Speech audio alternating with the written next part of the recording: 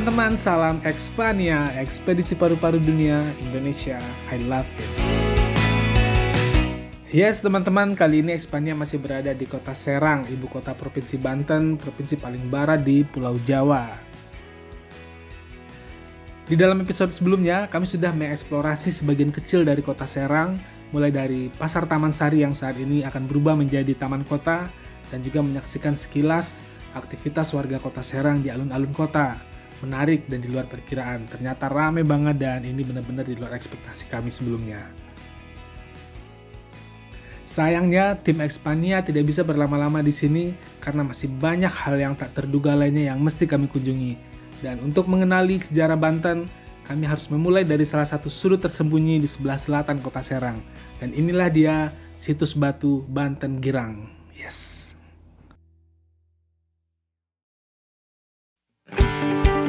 Teman-teman, ternyata untuk menuju situs Banten Girang tidaklah mudah, walaupun tidak jauh dari pusat kota. Kami berkendara ke arah selatan dari alun-alun kota, menelusuri jalan raya Serang Pandeglang. Jaraknya kurang lebih hanya 3 km saja dan dengan waktu tempuh kurang lebih 15 menit. Dari jalan raya, kami berbelok ke arah barat, memasuki jalan sempit di antara perkampungan warga. Agak sedikit aneh dan heran karena tidak ada tanda-tanda bahwa di sekitar tempat ini ada situs yang begitu penting di masa lalu. Kami sempat ragu, apakah ini adalah tempat yang benar? Dan akhirnya kami pun tersesat.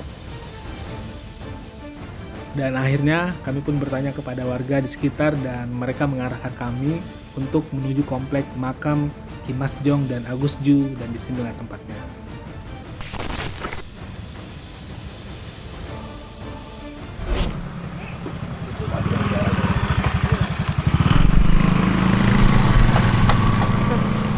Teman-teman, untuk menuju situs Banten Girangnya kita harus belakang sana. Oke.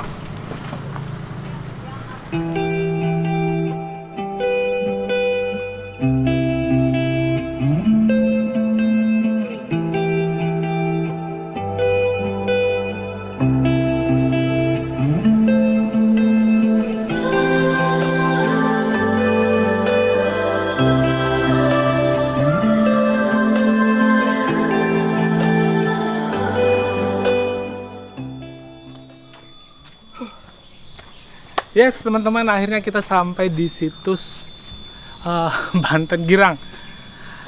Wow, kawan-kawan, jadi di depan saya ini sudah ada sebuah batu besar ya, dan ada lubang, ada pintu sepertinya, dan kita akan masuk ke dalam situs Banten Girang. Tempat ini punya banyak sejarah yang luar biasa bagi masyarakat Banten sebelum Kesultanan Banten ya, sebelum pengaruh Islam masuk ke tanah Banten. Jadi kita akan lihat ke dalam dan saya sudah punya teman nih yang akan temenin kita ke dalam.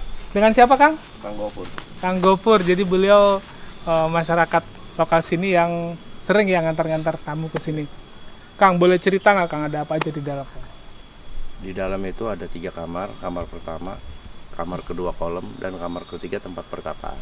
Oh, kamar pertama, kamar kedua, Dan kamar ketiga itu tempat pertapaan. kamar kedua tempat apa tadi? Kolam. Kolam. Ada kolamnya. Tempat mandi maksudnya? Ya bisa dikatakan buat tempat mandi atau buat tempat bebersih gitu. Iya. Oke kawan-kawan, jadi kalau kita lihat dari luar, ini biasa aja ya kawan-kawan. Batu dengan pintu-pintu yang sangat kecil, tapi ini ada filosofinya juga. Jadi kalau masuk itu harus gimana Kang? Datang harus kelihatan dahi. Kelihatan dahi harus buka topi berarti? Nggak usah, dalam arti secara harfiahnya ya kita harus menunduk. Oh ya, menunduk Di ya. mana tempat kita harus menjaga etika kesopanan. Oke. Dan pulang harus kelihatan pundak gitu. Oh jadi pulangnya harus lewat sini? Iya. Oke kawan-kawan, jadi kita masuk pintu ini, nanti pulangnya pintu di sebelah. Oke. Kang Gopur dulu atau saya? Ya. Silakan Kang.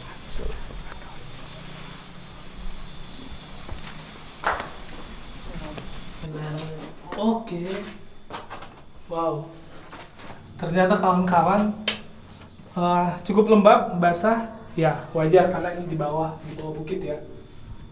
Ini dia pintunya, teman-teman. Sebelah sini Dan itu kolamnya. kolam. Dan sebelah kiri tempat pertapaan.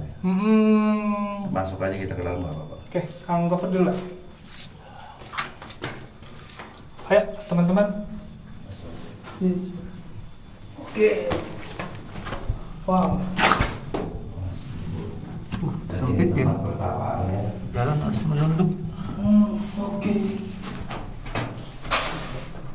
Wow. Ada kelelawar. Oh, ini tempat mandinya nih, kolam. Kelihatan nggak, Bu? Kelihatan. Agak gelap.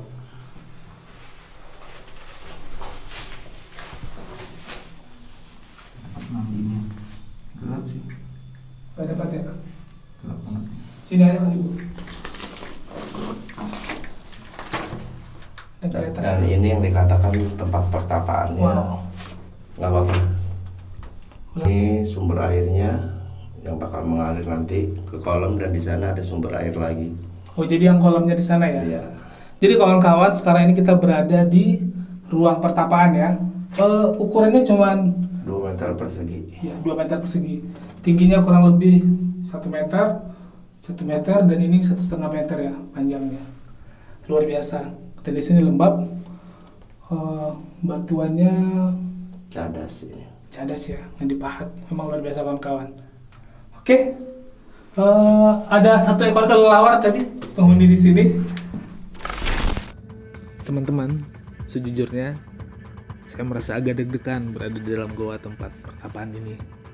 Selain karena ruangannya yang sempit dan lembab, dan entah kenapa saya merasakan ada sesuatu yang berbeda dan itu sulit untuk diungkapkan teman-teman.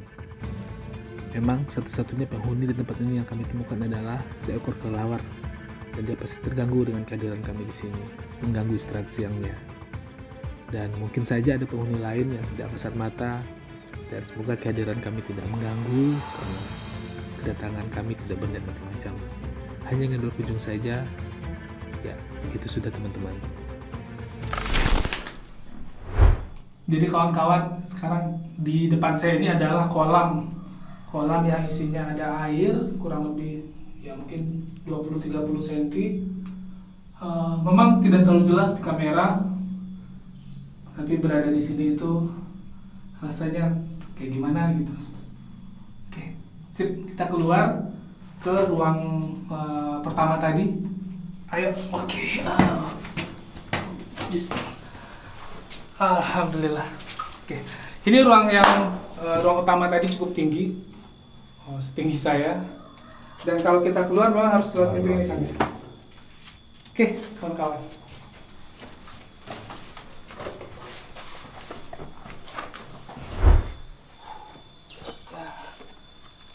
Alhamdulillah. Wow. Luar biasa. Kawan-kawan, tadi kesini nggak gampang juga ya. Tadi masuk jalan kecil, kita sempat nyasar dulu. Tapi akhirnya di depan tadi ketemu Kang Gofur dan ngajak kita kesini. Dan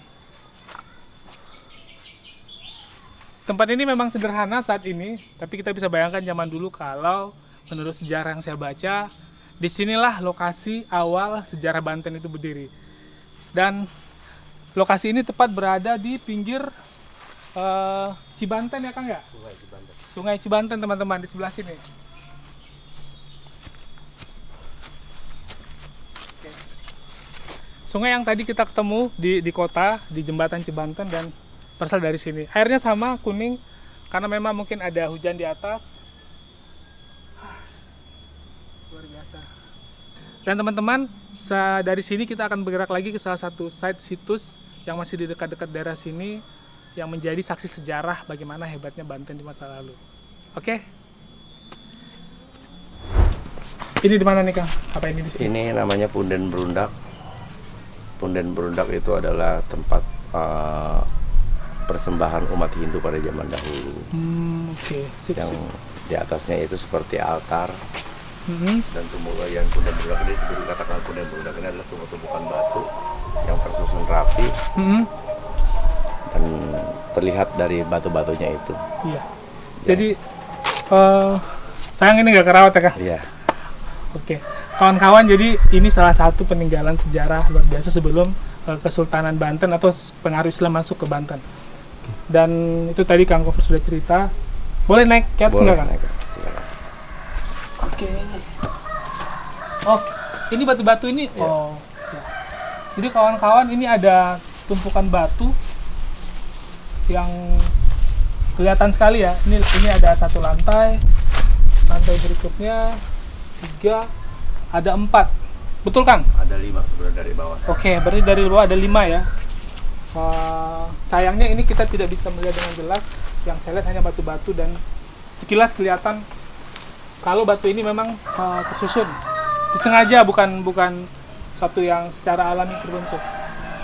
Jadi memang tempat ini kurang terurus dan mudah-mudahan ke depan, di masa depan, pemerintah bisa mencoba untuk merevitalisasi mungkin atau mengekskavasi ya Kang ya. Ya. Sehingga bentuk wujudnya kelihatan lagi nih seperti apa. Dan siapapun itu yang ingin belajar bersejarah tentang Banten bisa datang ke sini dan melihat langsung. Bahwasanya ada sejarah panjang tentang masyarakat Banten yang nggak bisa kita lepaskan dari tempat ini tentunya. Nah teman-teman, inilah dia situs Banten Girang, di mana sebelum Islam masuk, sebelum pengaruh Islam masuk, disinilah pusat dari kerajaan Hindu-Buddha di Banten. Dan sekarang kita akan coba pindah ke Banten Lama, di sana pusat kerajaan Islam. Setelah pengaruh Islam masuk ke Banten. Cukup panas kawan-kawan, tapi tetap semangat. Yuk.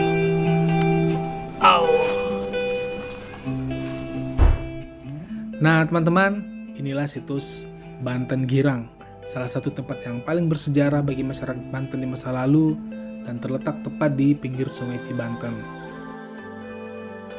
Sayangnya, kondisi situs ini sedikit terabaikan teman-teman, sehingga bagi siapapun yang ingin berkunjung ke sini harus rajin-rajin bertanya kepada masyarakat lokal agar tidak tersesat. Dan semoga di masa depan tempat ini mendapatkan perhatian lebih agar kondisinya tetap terawat dan mudah diakses oleh siapapun yang ingin berkunjung ke sini. Teman-teman, dari situs Banten Girang, kita akan melanjutkan perjalanan ke arah utara untuk melihat saksi sejarah Kesultanan Banten di Banten Lama.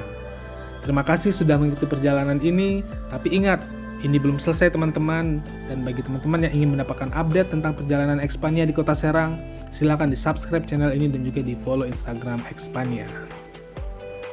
Dan buat teman-teman yang berada di Kota Serang, jika teman-teman mempunyai referensi tempat-tempat yang menarik yang bisa kami kunjungi di sekitar Kota Serang dan juga di Provinsi Banten, silakan disampaikan di kolom komen.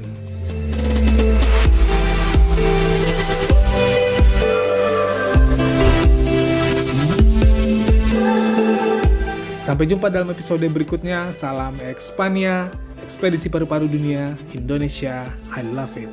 Yes.